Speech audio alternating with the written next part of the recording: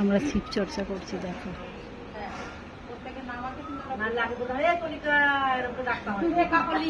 কাকিমাকে বলেছিলাম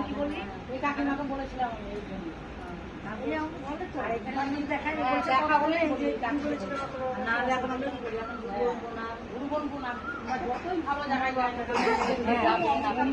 দেখলেই ভালো লাগে, খুব বলতে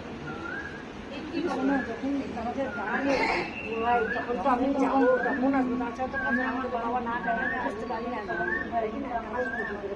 সেটাই বলছি আমাকে আজকে আর দেখলাম যে কোথায় বসে, এখানে না ফোন এসছে, না না আসলাম তো খোঁজ করে আসলাম, যাবি ব্যস্ত যাবো, হ্যাঁ যাবো।